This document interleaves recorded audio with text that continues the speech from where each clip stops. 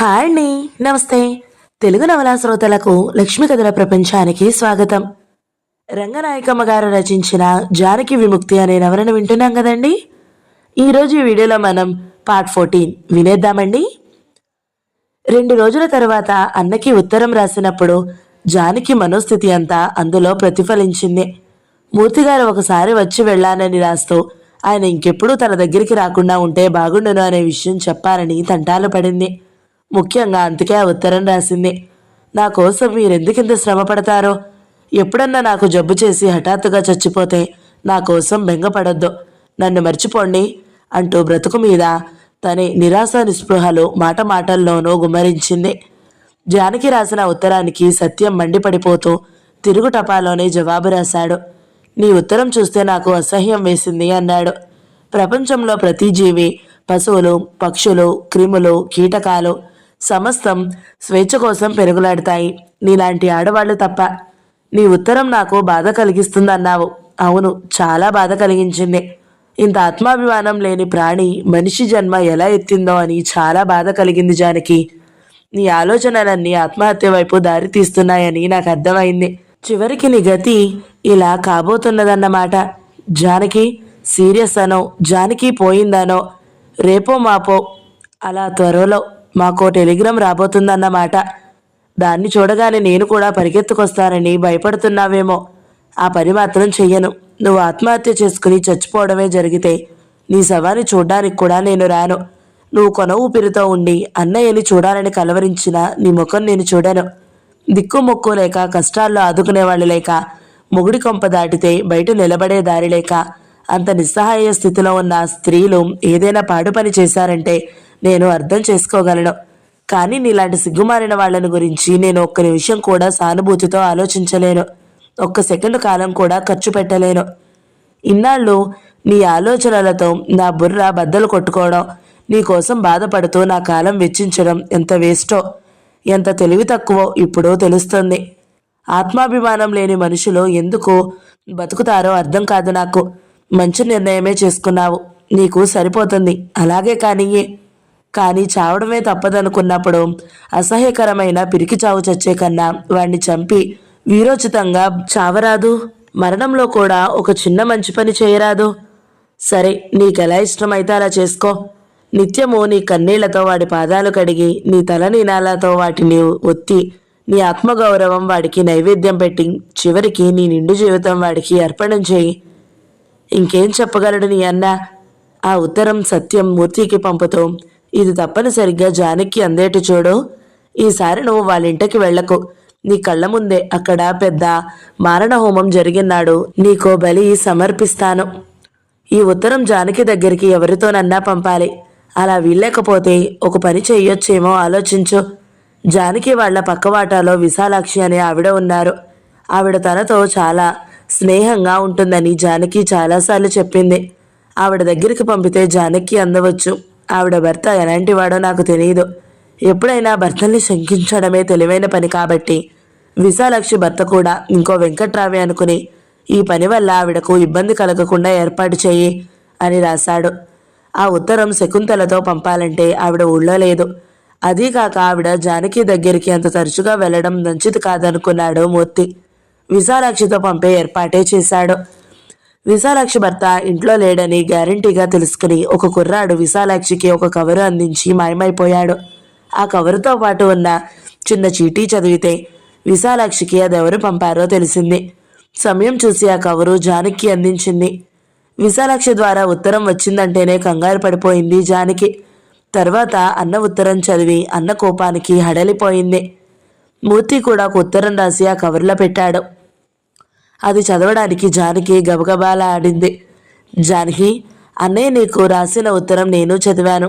ఆ ఉత్తరానికి నువ్వు బాధపడకు. అన్నయ్య నీ మీద అంత కోపం తెచ్చుకున్నాడంటే అది అంత కోపం తెచ్చుకోవాల్సిన విషయమే. మేం చెప్పే మాటలు నువ్వు శ్రద్ధగా పట్టించుకోవాలి. ఏం చెబుతున్నామో, ఎవరి క్షేమానికి చెబుతున్నామో, అసలు నీకేది క్షేమమో, నీ క్షేమాన్ని కోరే వాళ్ళెవరో అర్థం చేసుకోవడానికి నువ్వు ప్రయత్నించాలి. స్త్రీలకు బయట ఆర్థిక పరిస్థితులు బాగుంటే చాలు, దుర్భర సంసారాల నుంచి బయటపడవచ్చు అనుకుంటారు సత్యం. అది స్త్రీలని సరిగా పూర్తిగా అర్థం చేసుకున్న ఆలోచన కాదు.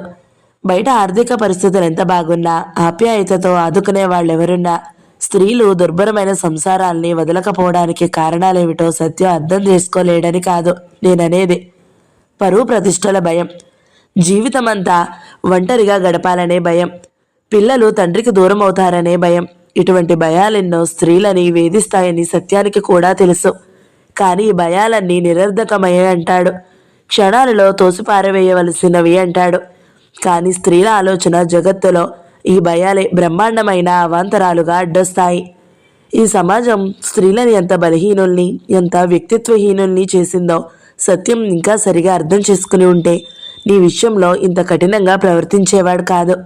కానీ సత్యం కోపం వెనుక ప్రేమని నువ్వు అర్థం చేసుకోవాలి.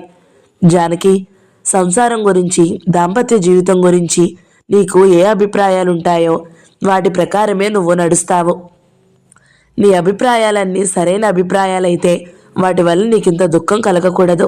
నువ్వు నమ్మే అభిప్రాయాల ప్రకారమే నడిచినప్పటికీ నీకు దుఃఖం కలుగుతుందంటే ఆ అభిప్రాయాలు నీకు సరైనవి కావన్నమాట. ఈ మాటలు నువ్వు సరిగా అర్థం చేసుకోవడానికి ప్రయత్నించాలి. స్త్రీలైనా పురుషులైనా తమకు దుఃఖం కలిగించే అభిప్రాయాల్ని, భయాల్ని వదులుకోవడానికి ప్రయత్నించాలి. ఇంత చిన్న వయసులో అంత వృత్తిలో కూరుకుపోవలసిన అగత్యం ఏమిటి నీకు? నీ మనసుకి క్షోభ కలిగించే విషయాలేమైనా ఉంటే వాటిని పరిష్కరించుకునే మార్గం విరక్తి కాదు కదా. భార్యాభర్తల మధ్య కలహమే లేని ఆదర్శలోకాన్ని ఊహించనక్కర్లేదు. ఈనాటి సంఘంలో కానీ ఆ కలహం ఇద్దరు శత్రువుల మధ్య ఉండే వాతావరణాన్ని సృష్టించకూడదు. మిత్రుల మధ్య కూడా కలహాలు వస్తాయి. ఆ కలహాలు క్షణకమైన చికాకులు కలిగిస్తాయి గాని వారి మనసుల్ని గాయపరిచి వారి సంబంధానికి హాని చేయవు. భార్యాభర్తల మధ్య వచ్చే కలహాలకు కూడా మిత్రవైఖరి, శత్రువైఖరి ఉంటాయి. శత్రువైఖరిలో కనీసపు ప్రేమానురాగాలకు ఆస్కారం ఉండదు. ఏ అంశంలోనూ స్నేహ వాతావరణం ఏర్పడదు. ఎదుటి వ్యక్తిని తన స్వలాభం కోసం, స్వముఖం కోసం పీడించడం, దుఃఖపెట్టడం, అవమానపరచడం నిత్యము జరుగుతూ ఉంటాయి.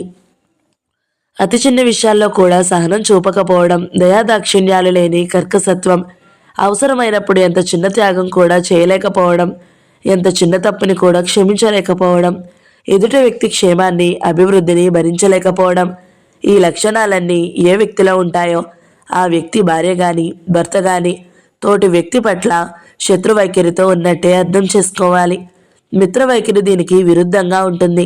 భార్యాభర్తల మధ్య మిత్రత్వం అనేది ఇద్దరు సమాన స్థాయి వ్యక్తుల మధ్య మిత్రత్వం వంటిది కాకపోవచ్చు. అది కొన్ని సాంఘికమైన హద్దులకు లోబడి ఉండొచ్చు. అయినా మిత్రవైఖరి కలిగిన భార్యాభర్తలు తమ హద్దులకు లోబడి కూడా తగినంత సుఖ సంతోషాలతో జీవిస్తారు. ఒకరి పట్ల ఒకరు ప్రేమాభిమానాలు ప్రదర్శించడం, ఒకరి క్షేమాన్ని ఒకరు కోరుకోవడం, ఒకరి విషయాలలో ఒకరు ఓర్మితో సహనంతో ప్రవర్తించడం చేస్తారు. జానకి, నీ భర్తకి నీకు ఉన్న సంబంధం ఎలాంటిదో, ఏ కోవకు చెందిందో నువ్వే గమనించుకోవాలి. మిత్రవైఖరి కలిగిన సంబంధమో వచ్చే అసంతృప్తుల్ని గురించి భయపడవలసిన అవసరం లేదు. ఆ సంబంధం చెడకుండానే ఆ అసంతృప్తుల్ని పోగొట్టుకోవడానికి వీలవుతుంది. దానికోసం కూడా తగిన ప్రయత్నాలు తగిన పద్ధతిలో చేసుకోవాలి. అలా చేసుకున్నప్పుడు ఆ ప్రయత్నాలు ఫలిస్తాయి, నిష్ఫలం కావు. కానీ భార్యాభర్తల మధ్య శత్రువైఖరి ప్రబలం అవుతూ ఉన్నప్పుడు దాన్ని గమనించుకోకపోతే జీవితం వ్యర్థమైపోతుంది. ఆ సంబంధం కొనసాగిస్తూనే శత్రువైఖరిని మార్చుకోవాలనుకోవడం ఉత్త భ్రమ. దానికోసం చేసే ఏ ప్రయత్నాలు ఫలించవు. ఆ ఇద్దరిలో ఎవరు శత్రువైఖరితో ఉంటారో ఆ వ్యక్తికి రెండో వ్యక్తి బలైపోవడమే చివరికి జరుగుతుంది. ఈ విషయాలన్నీ నువ్వు గట్టిగా ఆలోచించుకోవాలి. జీవితం అమూల్యమైనది జానకి. ఎవరి జీవితం వారి సొంతం. ఇతరులు చేసే అవమానాలకు, దుష్ట త్యాగాల గురించి కాకుండా సుఖశాంతులతో జీవించే హక్కు ప్రతి ఒక్కరికి ఉంది. సుఖం కోసం కన్నీళ్లు కారిస్తే సుఖం రాదు. నెమలి ఏడిస్తే వేటగాడికి జాలి రాదు. రాజీలతో సర్దుబాటులతో సుఖం రాదు. నిన్నెవరైనా అవమానాలు చేస్తున్నారంటే నిన్నలా చేయడానికి నువ్వే వాళ్ళకి అనుమతి ఇస్తున్నావన్నమాట.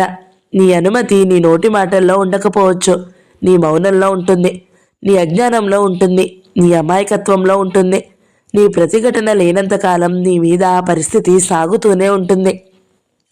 సంవత్సరాల కొద్ది అమాయకత్వంతో, వెరితనంతో, చాదస్తపు భావాలతో కాలం గడిపేస్తే సర్వనాశనమైపోయేది నువ్వే. శ్రద్ధగా ఆలోచించు. తొందరపాటు పనులేమీ చేయకు. ఉత్తరాలు పూర్తి చేసేటప్పటికే జానకి భయంతో పెద్ద దడ వచ్చేసింది. ఆ ఉత్తరాలు భర్త చేతుల్లో పడిపోయినట్టు, అతను ఆ కాగితాలు పట్టుకుని తన ఎదురుగా నించున్నట్టు వణుకు పుట్టి ఉత్తరాలు రెండు గబగబా చింపేసింది. ముక్కలన్నీ పారబోసి వీధి తలుపులు తీసి ఏమీ జరగనట్టు కూర్చున్నా దడ తగ్గలేదు. నెత్తి మీద ఎవరో పెద్ద బరువు పడేసి లాగమని బలవంత పెడుతున్నట్టు అనిపించింది. మంచున కూర్చుని దీర్ఘమైన ఆలోచనలో మునిగింది. విశాలాక్షి పావుగంట సేపు అడిగితేనే గాని జానకి తేరుకోలేదు. ఏమిటి, ఏమైంది? మీ అన్నయ్య ఎప్పుడు నీ అడ్రస్కే రాస్తాడుగా, రహస్యంగా ఎందుకు పంపించాడో? ఏది, ఆ ఉత్తరం ఏది అని 100 ప్రశ్నలు వేస్తే అప్పుడు నోరు విప్పింది. ఉత్తరాలు చింపేశానంది. చింపేశావా అని విశాలాక్షి తల్లడిల్లింది. అయ్యయ్యో, చింపేశావా? ఎంత పని చేశావు జానకి? అయితే మూర్తిగారు కూడా రాశారా? ఏం రాశారు? పోనీ ఆ మాటలన్నా చెప్పు. అసలు చదివావా, చదవకుండానే చింపేశావా అని తరచి అడిగింది విశాలాక్షి. చదివాను. మూర్తిగారి ఉత్తరం నాకు అర్థమే కాలేదు. భర్త శత్రువో స్నేహితుడో గ్రహించుకోవాలట. భర్త శత్రువు అవుతాడా ఎక్కడన్నా? విశాలాక్షికి అర్థం కాలేదు. ఇంకేం రాశాడు? చెప్పు అని అడిగి కాసిన మాటలు లాగగలిగింది. జానకి తెలిసి తెలియకుండా చెప్పిన ఆ 4 మాటల్లోనే ఎంతో జ్ఞానం కనబడింది విశాలాక్షికి. అలా రాశారా? ఆ మాట రాశారా? చాలా మంచి మాట అది. భర్త శత్రువు అవుతాడా అంటావేమిటి నెమ్మదిగా? ఎంతమందిని చూపించమంటావు అలాంటి వాళ్ళని? ఎంతో దూరం పోవడం ఎందుకు? నా సంగతి, మా సుశీల సంగతి లేదు. మా మగాళ్ళు శత్రువులు కాకపోతే స్నేహితులంటావా? ఇప్పుడు మా సుశీలని మా ఇంటికి రానివ్వడు తెలుసా? మా నాన్నకి జబ్బు చేసినప్పుడు దాన్ని పంపలేదుగా అతను. నాకు ఒళ్ళు మండి కోపంగా ఏదో అన్నాలే అతని మేనత్తతో. ఆ మాటలకి కోపం ఇప్పుడు. మీ అక్క ఇంటికి వెళ్ళడానికి వల్ల కాదన్నాడట. నిన్న శేషు వెళ్తే చెప్పింది సుశీల. అతని దౌర్జన్యం చూడు. ఒక ఊళ్ళో ఉన్నామన్న మాటే గాని అది ఏ 6 నెలలకో గాని ఇక్కడికి రానే రాదుగా. ఇక అది కూడా పనికిరాదన్నమాట. పొగరబోతు ఎదవ. పెళ్ళావంటే ఆవో గేదో అనుకున్నాడు కావోలు. ఇష్టం వచ్చినట్టు కట్టి పడేయడానికి ఇలాంటి మొగుళ్ళు శత్రువులు కాకపోతే ఏమవుతారంటావు? వీళ్ళు మారతారా? ఎప్పుడు మారేది? కాష్టంలో పెట్టినాడే మారేది. విశాలాక్షి అంత మాట అనేస్తే జానకి ఒళ్ళు జల్దరించింది. మూర్తిగారన్న మాటల్లో ఎంత సబబు ఉందనుకున్నావు? నాకు బాగా నచ్చేసుమా. పెళ్లి చేసుకుని కాపురాలు చేస్తున్నంత మాత్రాన ఒకళ్ళకొకళ్ళు ఆప్తులేనా ఏమిటి? ప్రమీల మొగుడమ్మ మనిషి అంటే ఎప్పుడన్నా ఒక మాట అనుకున్నా అతను బుద్ధి ఎవరికో గానీ రాదు. ఎంత పొదుపు, ఎంత జాగ్రత్త. పెళ్ళం జీతం తెస్తే మాత్రం తాగి తందనాలాడేసి అంతా దుంపనాశనం చేసేవాళ్ళు లేరు.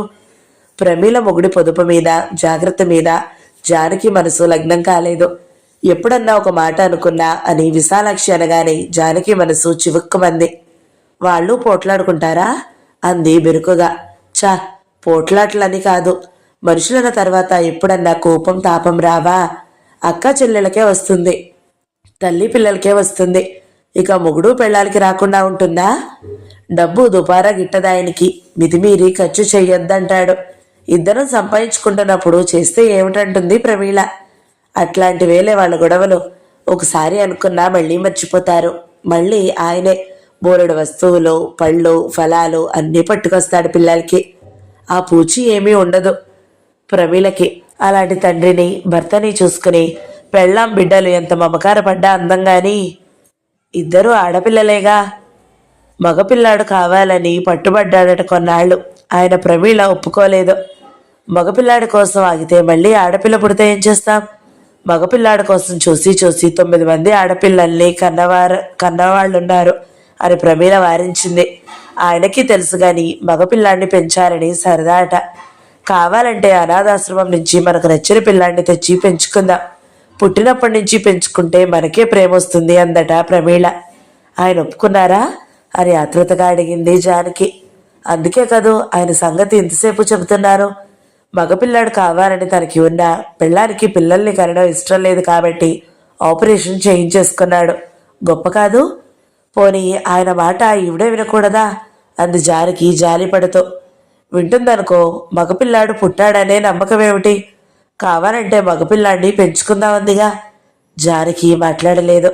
మీ చంటివాడిని మాకిచ్చేయండి అంటూ ఉంటుంది ప్రమీల అస్తమానం. తీసేసుకోండి మేము వాడికి తిండి పెట్టగలవా, చదువు చెప్పించగలవా అంటాను నేను. ఇచ్చేస్తారా అంది జానకి భయంగా. ఏం ఇచ్చేస్తే అని విచారంగా నవ్వింది విశాలాక్షి. మొన్న 10 రోజుల కిందట అనుకుంటారు, ప్రమీల వాళ్ళ అన్నయ్య ఒక 1000 రూపాయలు సర్దుబాటు చెయ్యమని ఉత్తరం రాశాడట. అప్పుడు చంద్రంగాడు ఊళ్ళో లేరు. ప్రమీల వెంటనే బ్యాంకుకు వెళ్ళి డబ్బు తీసుకుని పంపించేసింది. ఆయన్ని అడగకుండానే అని జానకి ఆశ్చర్యంతో ఇంతింత కళ్ళు చేసింది. నీలాగే నేను ఆశ్చర్యపడి అడిగాను. ఆయన్ని ఒక్క మాట అడిగాకే పంపకపోయావా అన్నారు. ఆయన వద్దనరు. పంపమంటారు అంది. ఈ మాటే ఆయన నోట్లో నుంచి వచ్చాక పంపితే మర్యాదగా ఉంటుందిగా అన్నారు. ప్రమీల నవ్వింది. కోపం కూడా వచ్చింది నా మీద. ఏదైనా ఒక పని అవసరమైతే ఆడది స్వతంత్రించుకుని చేయకూడదా? అవతల అర్జెంటుగా పంపమని రాస్తే ఈయన వచ్చేదాకా ఉండి అనుమతి తీసుకోవాలా అంది. ఆ మాట నిజమేగా మరి. ఇద్దరూ కలిసి మాట్లాడుకోవడానికి వీలైతే ఎలాగా మాట్లాడుకుంటారు. ఒకవేళ ఎప్పుడైనా ఏదైనా పని అర్జెంటుగా చేయవలసి వస్తే మగాడు స్వతంత్రించుకుని చేయడు, అలాగే ఆడది స్వతంత్రించి చేయాలి కదా. జానకి అంత రుచించినట్టు లేవా మాటలు. ఎందుకు రుచించలేదో ఆమెకే తెలియదు. ఒకసారి ప్రమీల పుట్టింటికి వెళ్ళినప్పుడు చంద్రంగారి స్నేహితులకు ఎవరికో కొంచెం డబ్బు కావలసి వస్తే ఎన్ని అడిగారట. సమయానికి చేతిలో డబ్బు లేక పెట్లో నుంచి ప్రమీల గొలుసు తీసి ఇచ్చారట తాకట్టు పెట్టుకోమని. ఇలా చేశారని తర్వాత ప్రమీలకి రాశారట. దానికి ప్రమీల ఏమీ అనలేదు. ఎంత అవసరం వచ్చిందో అలా చేశారని ఊరుకుందట. దుబారా మనుషులైతే కదా భయపడవలసింది. ఇద్దరు బాధ్యత తెలిసిన వాళ్లే. వాళ్ళ సంసారం తీర వేరుజానికి అదే చెప్తున్నారు. ఏదన్నా గొడవలు వచ్చినా ఇద్దరూ సామరస్యంగా సర్దుకుంటారు. మన కొంపల్లో అలా కాదు. ఎంతసేపు ఆడదే అడిగి పడి ఉండాలి. ఆడదానికి ఎంత మంచితనం ఉంటే ఏం లాభం? మా మేరత్ అంటుందిలే, వీడు మొగుడా ఎముడా అనేదట వెనుకటికొక ఆవిడ. అలాగే కొందరు మగాళ్ళు ఎముళ్లేరమ్మా. జానకి ఏదో అడగబోయినట్టుగా విశాలాక్షి ముఖం ఎగాదిగా చూసింది కాసేపు. ఏమిటిని విశాలాక్షి 4 సార్లు అడిగితే కొంచెం నవ్వు ముఖంతో అంది. అది కాదు, ఊరికే అడుగుతున్నాను. ప్రమీల గారికి మీ ఆయన లాంటి మనిషితో పెళ్ళవుతుందనుకోండి. విశాలాక్షి ఒక్కసారి గట్టిగా నవ్వి ఎప్పుడో వెళ్ళిపోయేది అంది. ప్రమీల గారైతే మీ ఆయన్ని మార్చుకునేదేమో. దేవుడు కూడా చెయ్యలేడా పని. ఆ మనిషిలో సంసారానికి పనికొచ్చే గుణమే లేకపోతే ప్రమీల మాత్రం ఏం మారుస్తుంది? కొన్నాళ్ళకి విసిగెత్తి తన దారి తాను చూసుకుంటుంది. నాకు దారి లేదు కాబట్టి నేను ఇంకా పడి ఉన్నాను. జానకి మూర్తి ఉత్తరంలో మాటలు గుర్తొచ్చాయి. ఆ ఉత్తరం మీరు చదివితే బాగుండేది అంది అప్పుడు. ఏది చూడనిచ్చావా? అంతా భయమే నీకు. ఏ పరుపు కింద పడేస్తే కాదు, చూస్తే మాత్రం ఏం చేస్తాడేమిటి? తలదీసి మొలేస్తాడా? అసలు సంగతి మర్చిపోయాను. మీ అన్నయ్య రాశాడు. జానకి అంతా చెప్పుకొచ్చింది. అన్నయ్య తనని బాగా తిట్టాడని. అంత పని చేద్దామనుకున్నావా అని విశాలాక్షి నిర్గాంతపోయింది. ఎన్ని అన్నా జానకి కిక్కును మనలేదు. డియర్ మూర్తి, నీ దగ్గర తీసుకున్న పుస్తకాలు కొన్ని పూర్తి చేశాను. శాంత కూడా ఈ పుస్తకాల విషయంలో ఎక్కువ ఆసక్తి చూపిస్తుంది. మొన్న మనం కలిసినప్పుడు శాంత గురించి నీకు కొన్ని విషయాలు చెప్పాలనుకున్నాను కానీ టైం కుదరలేదు. ఈసారి ఎప్పుడైనా రాస్తాను. నా కమ్యూనిస్టు పుస్తక పఠనం గురించి ఒక ముక్కలో చెప్పాలంటే అలా చదువుకుంటూ పోతున్నానే గాని నాకేమీ అర్థం కావడం లేదు. మొట్టమొదట కమ్యూనిస్టు పార్టీ ప్రణాళిక మొదలుపెట్టాను. ఆదిలోనే హంసపాదం అన్నట్టు మొదట వాక్యమే అర్థం కాలేదు. ఇంతవరకు నడిచిన చరిత్ర అంతా వర్గ పోరాటాల చరిత్రే. వర్గం అంటే ఏమిటో, పోరాటం అంటే ఏమిటో, వర్గ పోరాటం అంటే ఏమిటో తర్వాత అర్థం కావచ్చునని కలిగే చదివాననుకో. ఏం అర్థమైందంటే మాత్రం నేను చెప్పలేను. అప్పుడు నువ్వు నాకు చాలా విషయాలు చెప్పినప్పుడు వర్గాలు వర్గాలు అని చాలాసార్లు అన్నావు. వెంకట్రావు నీకు వర్గ శత్రువైపోయాడే అని స్టేషన్లో నవ్వుకున్నప్పుడు వర్గ శత్రువు అంటే ఏమిటని అడిగితే చెప్పేవాడివే. వెంకట్రావు అనే మాటతో పాటు శత్రువు అనే మాట చెవులబడి ఆనందించానే గాని దాని అర్థం తెలుసుకోవాలనే ధ్యాసే లేదప్పుడు. చరిత్రలో ఇంతవరకు జరిగిన ఉద్యమాలన్నీ అల్పసంఖ్యకుల ఉద్యమాలు లేదా అల్పసంఖ్యాకుల ప్రయోజనాల కొరకు జరిగిన ఉద్యమాలు. ఈనాటి కార్మిక వర్గ ఉద్యమం అత్యధిక సంఖ్యకుల ప్రయోజనాల కొరకు, అత్యధిక సంఖ్యకుల బుద్ధిపూర్వకంగాను స్వతంత్రంగాను నడిపే ఉద్యమం. ఈ వాక్యాలు కూడా కమ్యూనిస్టు ప్రణాళికలోనే. ఇలాంటి పేర్లెన్నో అర్థం కాలేదు నాకు. అల్పసంఖ్యకులేమిటి? ఆర్థిక సంఖ్యకులేమిటి? ఉద్యమం అంటే ఏమిటి? ఉద్యమం అన్నా వర్గ పోరాటం అన్నా ఒకటేనా? ఇలాంటి విషయాలు సరిగా తెలియాలంటే ఒక గురువు అవసరం ఎంతైనా ఉంది అనిపిస్తుంది. ఏ సందేహం వచ్చినా నిన్ను అడగాలంటే ఎలాగా? నీకు టైం ఉండదు. అస్తమాను ఉత్తరాలు రాయడం సాధ్యం కాదు కదా. ఈ ఊళ్ళోనే ఎవరైనా ఉంటే నాకు రాయి. నేను వెళ్ళి పరిచయం చేసుకుంటాను. అప్పుడప్పుడు వెళ్ళి నాకు కావలసిన విషయాలు అడిగి తెలుసుకుంటాను. సోషలిజం, ఊహాజనితం, శాస్త్రీయం కూడా చదివాను. అది అంతంత మాత్రంగానే అర్థమైంది. అంతా గుడ్డెతో జైలో పడ్డట్టు ఉంది నా వ్యవహారం. ఈ రకంగా కమ్యూనిస్టు సిద్ధాంతం నేర్చుకోవడం అయితే ఆ పని ముగిసేటప్పటికీ 200 సంవత్సరాలు పట్టొచ్చు నాకు. అది సరే, వైరుధ్యం అంటే ఏమిటి? ఏ పుస్తకం తీసినా పేజీ పేజీకి అదే అడ్డం పడుతుంది. ఈనాడు అమల్లో ఉన్న ఆస్తి, పెట్టుబడికి, కూలి పనికి గల వైరుధ్యం మీద ఆధారపడి ఉంది. సమష్టి ఉత్పత్తి విధానానికి, సొంత స్వాధీనానికి మధ్య వైరుధ్యం ఉంది. సోమరులైన భాగ్యవంతులకు, కష్టజీవులైన నిరుపేదలకు మధ్య వైరుధ్యం ఉంది. ఇది వరుస. వైరుధ్యం అంటేనే తెలియక చేస్తుంటే మళ్ళీ దాంట్లో శత్రు వైరుధ్యం అట, మిత్ర వైరుధ్యం అట. ఇదేదో బ్రహ్మ పదార్థం లాగుంది. కమ్యూనిస్టు ప్రసాద్ అని చెప్పారే, అతను కనబడితే వైరుధ్యం అంటే ఏమిటో చెప్పమని పట్టుకున్నారు. మొన్న మావో పుస్తకం ఒకటి ఉందని చెప్పి అది చదివితే తేతటెల్లంగా తెలిసిపోతుంది అన్నాడు. నీకు ఈ పాటికి తేతటెల్లంగా తెలిసిపోయే ఉంటుంది కదా. నాకు కొంచెం చెప్పు. ఇంటికి పోయేటప్పుడు పుస్తకం కొనుక్కొని పోతాలే అని పీడించాను. వైరుధ్యం అంటే ఏం లేదోయ్, కాంట్రడిక్షన్. అంటే 2 వర్గాల మధ్య కాంట్రడిక్షన్ అన్నమాట అన్నాడు. అయితే వర్గం అంటే ఏమిటి అని మళ్ళీ పట్టుకున్నారు. చాలా అర్జెంటు పని ఉందని వెళ్ళిపోయాడు. ఆ రోజే మావో వైరుధ్యం పుస్తకం కొనుక్కొచ్చారు. ఎంత శ్రద్ధగా చదివినా ఒక్క ముక్క అర్థమైతే ఒట్టు. వైరుధ్యం ఒక సర్వగతత్వం అట. వైరుధ్యంలో నైపుణ్యం, వైరుధ్యంలో విశిష్టత ఉన్న వైరుధ్యంలో ఏకత్వం, విభజన ద్వారా పరస్పర నిరాధారణ గల ద్వంద్వాలు ఏర్పడి వాటి మధ్యన ఉండే పరస్పర అర్థం ద్వారా ఇలా సాగింది. దీనికి తెలుగు అనువాదం అని పేరెందుకు? ఏ మరళ కేరళాయో ఇంకేదో అంటే బాగుండేదేమో. అన్ని పుస్తకాలు ఇలాగే ఉన్నాయి దాదాపు. నాకైతే తగిన ఉష్ణదశలో ఉంచితే గుడ్డు పిల్లలుగా మారుతుంది. ఎంత ఉష్ణంలో ఉంచినా రాయి పిల్లగా మారదు. ఎందుకంటే రెండిటికీ ఉన్న పునాదులు వేరువేరు అన్న ముక్కలు 4 చక్కగా అర్థమయ్యాయి. ఆ పుస్తకాలు ఇంత పాషాణంలాగా ఉంటాయనుకోలేదు మూర్తి. నిజంగా వైరుధ్యాన్ని నేర్చుకోవడానికి ప్రయత్నాలన్నీ వదిలేసి ఘోరమైన తపస్సు చేస్తే ఈ పాటికి దేవుడు కనబడేవాడు. వైరుధ్యం అంటే ఏమిటో చెప్పమంటే చక్కగా చెప్పేవాడు.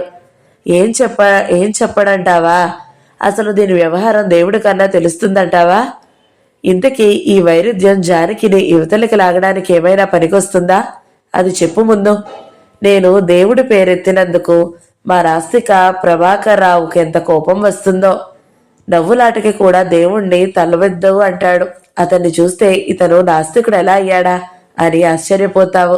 ఎంత మెత్తని స్వభావమో. కాళ్ళ కింద చీమలు నలుగుతాయేమో అన్నట్టు జైను మతస్థుళ్లాగా నడుస్తాడు. భక్త రామదాసు వేషం వేయడానికే పుట్టినట్టుంటాడు. మనిషికి సాధారణంగా కోపం రాదు, దేవుడు గుర్తొస్తేనే తప్ప.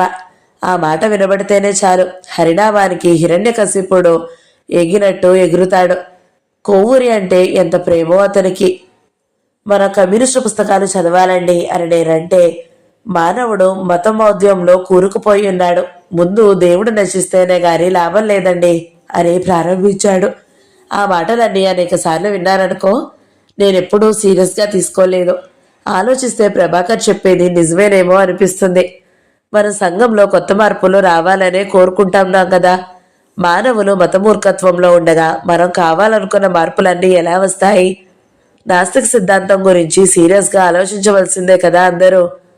తను ఉన్న సంఘాన్ని తిరస్కరించాలంటే రాబర్ట్ ఓవెన్ అనే ఆయనకి 3 ప్రతిబంధకాలు కనిపించాయట. సొంత ఆస్తి, మతం, ప్రస్తుత రూపంలో ఉన్న వివాహం. చివరి రెండిటిలోనూ ఉన్న చెడు గుణాల్ని నేను అర్థం చేసుకోగలను గాని సొంత ఆస్తిలో ఉన్న చెడు గుణం ఏమిటో ఇంతవరకు అర్థం కాలేదు. ఒక సమాజపు సంస్కరణ స్థాయిని కొలవాలంటే స్త్రీలు ఎంత స్వతంత్రులుగా ఉన్నారు, ఎంత విముక్తులుగా ఉన్నారు అనే విషయాల్ని కొలబద్దగా తీసుకోవాలని ఫోరియడ్ అనే ఆయన మొట్టమొదట చెప్పారట. ఇలాంటి విషయాలు ఎక్కడ కనబడ్డా నాకు భలే సంతోషం కలిగిస్తాయి. బూర్కువా సమాజంలో వివాహం అనే తంతు పడవు వృత్తికి చట్టబద్ధ రూపం అని ఏంజల్స్ అంటున్నారు. అది ఎంత నిజమో కదా. మానవ జీవితాల గురించి ఇంతంత మంచి విషయాలు అర్థం చేసుకుని చెప్పిన వాళ్ళు ఇప్పటికే ఎంతో మంది ఉన్నారట. ఈ పేర్లన్నీ నాకెంతో కొత్తగా ఉన్నాయి. ఈ పుస్తకాల్లో విషయాలన్నీ నాకు స్పష్టంగా అర్థం కాకపోయినా ఈ పుస్తకాలేవో అత్యద్భుతమైన సత్యం చెబుతున్నట్టు అనిపిస్తుంది. ఇంతకాలం దాకా తెలియని గొప్ప జ్ఞానం ఏమిటో నాకు తెలియబోతుంది అనిపిస్తుంది. ఇప్పుడు సంఘం ఏమీ బాగాలేదని, ఇందులో ధనిక పేద తేడాలున్నాయి కాబట్టి దీన్ని పూర్తిగా మార్చేయాలని, ఈ సంఘంలో జరిగే అన్యాయాలన్నిటినీ రద్దు చేసేయాలని ఈ పుస్తకాలు చాలా పట్టుదలగా తీవ్రంగా చెబుతున్నాయి. అంతవరకు నాకు బాగానే అర్థమైంది. కానీ పుస్తకాల్లో ఆశించినవన్నీ నిజంగా జరగడానికి వీలుంటుందా అని నా సందేహం. ఈ పుస్తకాలు కనే కళలు అతి సాహసోపేతంగా అత్యద్భుతంగా ఉన్నాయి అనిపిస్తుంది. రుజ్వా సమాజపు దోపిడీ రద్దు, ధనిక పేద వ్యత్యాసాల రద్దు, పెట్టుబడి రద్దు, కూలి పని రద్దు, యుద్ధాలు రద్దు, బూర్జువా సమాజపు కుటుంబం రద్దు, బూర్జువా రకపు పిల్లలను పెంచడం రద్దు, బూర్జపు రకపు విద్యా విధానం రద్దు, స్త్రీల దాస్యం రద్దు, వేసి వృత్తి రద్దు. ఈ అసంఖ్యాకరమైన రద్దులన్నిటినీ ఒకంక సమాజంలో జరగడానికి వీలుంది అనుకుంటే నమ్మశక్యం కాకుండా ఉంది. ఈ మార్పులన్నీ జరుగుతాయనుకుంటే ప్రతి మానవుడు అందరితోనూ ఆనందంతో వెర్రెత్తిపోతాడేమో. అటువంటి సంఘాన్ని నిర్మించుకోకుండా మానవులు ఇంకా ఎందుకు ఊరుకుంటున్నారు అని చెప్పలేనంత ఆశ్చర్యం కలుగుతుంది నాకు. తను చదివే పుస్తకాల వల్ల కలిగే ఆశ్చర్య ఆనందాలన్నీ సత్యమూర్తికి తరచుగా రాస్తూ ఉంటాడు. ఏ పుస్తకంలో ఏ ఏ సంగతులు బాగున్నాయో, తనకు ఏ ఏ సందేహాలు కలిగాయో ఎప్పటికప్పుడు రాస్తూ ఉంటాడు. మూర్తి రాసే జవాబులన్నీ శ్రద్ధగా అర్థం చేసుకోవడానికే ప్రయత్నిస్తాడు. మూర్తి రాసిన ఒక జవాబు ఆ కమ్యూనిస్టు పుస్తకాలు చదవడంలో సత్యానికి చాలా చాలా సహనం నేర్పింది. సత్యం, ఏ పనైనా చిన్న చిన్న అంశాల నుంచి ప్రారంభించాలి, ఒక క్రమంలో నేర్చుకోవాలి. వృక్ష శాస్త్రం, జంతు శాస్త్రం, భూగర్భ శాస్త్రం, ఖగోళ శాస్త్రం లాంటి శాస్త్రాల్లాగానే మానవ సమాజం గురించి సరైన జ్ఞానాన్ని ఇచ్చే శాస్త్రం కూడా ఒకటి ఉంది. అదే మార్క్సిజం. అది సమాజంలో ఉన్న వాస్తవాన్ని సరిగా చూసి సమాజం ఎలా పరిణామం చెందుతుందో, ఏ నియమాల ప్రకారం పరిణామం చెందుతుందో సరిగా గ్రహించి సరిగా చెప్పగలిగింది కాబట్టే అది ఒక్కటే సరైన సామాజిక సిద్ధాంతం అవుతుంది. దాన్ని వ్యతిరేకించడం అంటే వాస్తవాన్ని వ్యతిరేకించడమే. కాబట్టి దాన్ని వ్యతిరేకించే సిద్ధాంతాలన్నీ తప్పు సిద్ధాంతాలు అవుతాయి. ఒక సిద్ధాంతం గురించి విన్నప్పుడు అది సరైందో కాదో అని మొదట తప్పకుండా సందేహం కలుగుతుంది.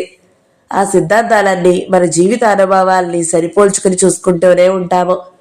ఆ రెండిటికి ఎక్కువ పొందన కుదురుతూ ఉంటేనే దాని మీద విశ్వాసం ఏర్పడి దానికి ఆకర్షితులవుతాము. లేకపోతే దాని మీద విశ్వాసం పోయి దాన్ని వదిలిపెట్టేస్తాం. మార్క్సిస్ట్ సిద్ధాంతం చదువుతుంటే నీకు చాలా సందేహాలు కలుగుతున్నాయని రాశావు. అది చాలా సహజం. సందేహాలు రాకుండా చదవడానికి ఇది భగవద్గీత కాదు కదా. ఎన్ని సందేహాలైనా రాని అన్నిటికీ మార్క్సిజం జవాబు చెప్పగలుగుతుంది. అదే దాని శాస్త్రీయత. అందుకే అది సైన్స్ అయ్యింది.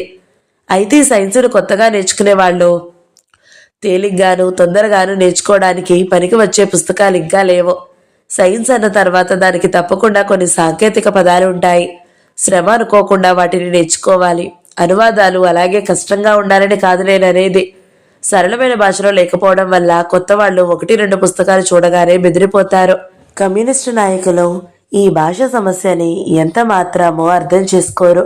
వాళ్ళు నడిపే పేపర్లలో రాతలు కూడా ఎవరికీ అర్థం కావు. నీకు నేను చెప్పేది ఏమిటంటే ఆ సిద్ధాంతం నేర్చుకోవడమే ప్రధాన లక్ష్యం. కాబట్టి ఆ భాష ఎంత విసుగు కలిగించినా భరించు. ఉత్తరంలో అలా చదువుతుంటే నిజమే, ఓపిక పట్టకపోతే ఏ సైన్స్ అయినా ఎలా అర్థమవుతుంది అనుకున్నాడు సత్యం. ఆ ఉత్తరంలోనే మూర్తి వైరుధ్యాలు, వర్గాలు, వర్గ పోరాటాలు అన్నీ ప్రస్తావించాడు. వైరుధ్యం చాలా పీడిస్తుందని రాశావు. అంత చికాకు పెడుతుందా అన్నాడు. వైరుధ్యం అంటే ఒకదానికొకటి విరుద్ధంగా ఉండే 2 అంశాలతో కూడిన పరిస్థితి. అంటే పరస్పర విరుద్ధమైన 2 అంశాలు. కొన్ని సందర్భాల్లో ఒకదానితో ఒకటి ఐక్యంగా ఉంటూ మరికొన్ని సందర్భాల్లో ఒకదానితో ఒకటి ఘర్షణ పడుతూ ఉంటాయి. అందుచేత వైరుధ్యం అంటే ఐక్యత ఘర్షణలతో కూడిన పరిస్థితి. ఈ వైరుధ్యం అనేది ఏ ఏ అంశాల మధ్య ఉంటుందో ఆ అంశాలకు ఉండే స్వభావాల్ని బట్టి ఆ అంశాల మధ్య ఐక్యతే బలంగా ఉండడం కానీ ఘర్షణే బలంగా ఉండడం కానీ జరుగుతుంది. సోమరులైన భాగ్యవంతులకు, కష్టజీవులైన నిరుపేదలకు మధ్య వైరుధ్యం అనే ఉదాహరణని తీసుకుంటే, భాగ్యవంతులు, నిరుపేదలు అనే మాటలు ఒకదానికొకటి విరుద్ధమైన అంశాలు. వాటి మధ్య ఐక్యత, ఘర్షణ కూడా సాగుతూ ఉంటాయి. అంటే భాగ్యవంతుల వర్గము, నిరుపేదల వర్గము కొన్ని సందర్భాల్లో ఐక్యంగా ఉంటాయి, కొన్ని సందర్భాల్లో ఘర్షణ పడుతూ ఉంటాయి. ఉంటే అది వారి మధ్య వైరుధ్యం ఉండడం. వైరుధ్యం కూడా మార్పులకు లోనవుతూ ఉంటుంది. అంటే అది ఏ అంశాల మధ్య ఉంటుందో ఆ అంశాలు ఎప్పుడూ ఒకే రకంగా ఉండవు కాబట్టి వాటి మధ్య వైరుధ్యం కూడా మార్పులు చెందుతూ ఉంటుంది. విరుద్ధ అంశాల మధ్య ఉండే పాత పరిస్థితి మారిపోయి అంతకన్నా ఉన్నతమైన పరిస్థితి ఏర్పడితే ఆ కొత్త పరిస్థితుల్లో మళ్ళీ కొత్త వైరుధ్యం ప్రారంభమవుతుంది. విరుద్ధ పరిస్థితుల్లో ఘర్షణ పూర్తిగా పోయి ఐక్యత నిలిచింది అంటే ఆ వైరుధ్యం మొదటి నుంచి మిత్ర వైరుధ్యం అన్నమాట. అంటే దాని సిద్ధాంతాలు సహజంగా మిత్ర వైఖరిని కలిగి ఉన్నాయన్నమాట. అలాగే విరుద్ధ పరిస్థితుల్లో ఐక్యత పూర్తిగా పోయి అది చివరికి ఘర్షణతో ముగిశాయంటే అది మొదటి నుంచి శత్రు వైరుధ్యం అన్నమాట. దాని విరుద్ధాంశాలు సహజంగానే శత్రు వైఖరి కలిగి ఉన్నాయన్నమాట. ఒక పరిస్థితిలో అంతర్గతంగా ఉన్న విరుద్ధతలే వాటిలో మార్పులు జరగడానికి కారణమవుతాయి. బయట విషయాలు ఆ మార్పులకు దోహదం చేసే విధంగా మాత్రమే ఉంటాయి.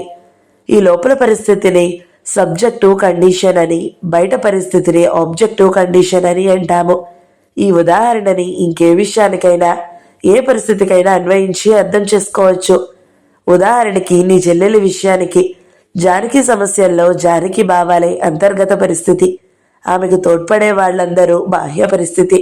ఈ రెండూ కలిపే అక్కడ మొత్తం పరిస్థితిగా ఉంటుంది. తర్వాత వర్గాల గురించి అంటావా? ఏమీ శ్రమ చేయకుండా ఇతరుల శ్రమని తమ సొంతం చేసుకునే వాళ్ళంతా ఒక వర్గం అయితే, మితిమీరిన శ్రమ చేస్తూ ఆ శ్రమలో ఎంతో భాగాన్ని యజమానులకు అప్పగిస్తున్న వాళ్ళంతా ఇంకో వర్గం అవుతారు. ఈ రెండు రకాల వర్గాలే కాకుండా తాము కూడా కొంత శ్రమ చేస్తూ ఇతరుల శ్రమను కూడా కొంత స్వాధీనం చేసుకునే వాళ్ళు మరో వర్గం. ఈ విధంగా శ్రమని దోచుకోవడం, శ్రమని పోగొట్టుకోవడం అనే కారణాల వల్లనే వర్గాలు ఏర్పడతాయి. ఒక మనిషి యజమాని కాకుండాను, శ్రామికుడు కాకుండాను కూడా ఉండవచ్చు. అలాంటి వాళ్ళు స్వతంత్ర ఉత్పత్తిదారులు. ఒక దేశంలో ఉండే వర్గాలు ఎల్లకాలం ఒకే రకంగా ఉండవు. 2000 సంవత్సరాల క్రిందట ప్రపంచంలో దాదాపు అంతటా బానిస యజమానులు అనే శత్రువర్గాలు ఉండేవి. ఈనాడు ఏ దేశంలోనూ ఆ వర్గాలు లేవు. వాటికి బదులు కార్మికులు, పెట్టుబడిదారులు అనే ప్రధాన శత్రువర్గాలు తయారయ్యాయి. ఏ దేశంలో ఏ ఏ వర్గాలు ఉన్నాయనేది ఆ దేశ పరిస్థితుల్ని పరిశీలించి తెలుసుకోవాల్సిందే. వర్గభేదాలు సమూలంగా నాశనమైపోయిన దేశం ఇప్పటికీ ప్రపంచంలో ఒక్కటి కూడా లేదు. భారతదేశం కూడా వర్గదోపిడీ జరుగుతున్న పరిస్థితుల్లోనే ఉంది. రెండు శత్రు వర్గాల మధ్య జరిగే పోరాటమే వర్గ పోరాటం. వ్యక్తిగత శత్రుత్వాల వల్ల కాక వర్గ శత్రుత్వాల ద్వారా ఏర్పడే శత్రుత్వమే వర్గ శత్రుత్వము. ఇంతవరకు నడిచిన చరిత్ర అంతా పోరాటాల చరిత్రే అనే మాటలు ఇప్పుడు నువ్వు కొంచెం తేలిగ్గా అర్థం చేసుకోగలుగుతావు అనుకుంటాను. మానవులు శత్రువర్గాలుగా ఉన్నారనే వాస్తవాన్ని గ్రహించి సమాజాన్ని వర్గ దృక్పథంతో చూస్తేనే సమాజంలో విషయాలు సరిగా అర్థమవుతాయి. ఈ వర్గాలన్నీ అర్థం చేసుకుని సిద్ధాంతాలు చాలా ఉన్నాయి. ఇప్పుడు మానవులందరూ ఒకలాగే ఉన్నట్టు, తేడాలు ఏమైనా ఉంటే అవన్నీ అలా ఉండవలసినవే అన్నట్టు ఈ సిద్ధాంతాలే చెబుతాయి. అంటే ఆ సిద్ధాంతాల ప్రకారం చూస్తే మన జానకి సంగతి తీసుకుంటే ఆ భార్యాభర్తల సంబంధం ఎలా ఉందో అది చక్కగా ఉన్నట్టే అర్థం. అందులో ఇక మారవలసింది ఏమీ ఉండదు. ఏ విషయమైనా అంతే, అంతా చక్కగానే ఉంది. ఇదే చెబుతాయి ఆ సిద్ధాంతాలన్నీ. అంటే సమాజంలో నిజంగా జరుగుతూ ఉన్నది ఒకటైతే ఆ సిద్ధాంతాలు చెప్పేది ఇంకొకటి అవుతూ ఉంటుంది. అందుకే అవి బాధలు పడే వాళ్ళకి ఏమీ మేలు చేయలేవు. ఇంకా నువ్వు అడిగిన చాలా ప్రశ్నలకి జవాబులు రాయడం లేదు. క్రమంగా నువ్వే అర్థం చేసుకోవచ్చు. రామారావు అనే ఒక ఆయన్ని నేనే నీకు పరిచయం చేద్దామనుకున్నాను. అంతలో నువ్వే అడిగావు. ఆయన పొలిటికల్ సైన్స్ లెక్చరర్గా చేస్తున్నారు. 40 ఏళ్లుంటాయి. భార్య కూడా ఏదో ఉద్యోగం చేస్తుంది. రామారావు మీద నాకు చాలా సదభిప్రాయం ఉంది. అడ్రస్ రాస్తున్నాను, ఒకసారి వెళ్ళి కలువు. జానకి విముక్తి 14వ భాగం సమాప్తం. ఈ వీడియో మీకు నచ్చినట్లయితే లైక్ చేయండి, షేర్ చేయండి. ఎవరైనా మొదటిసారి మన ఛానల్ని చూస్తున్నట్లయితే సబ్స్క్రైబ్ చేసుకోండి. Thank you so much for watching. నమస్తే.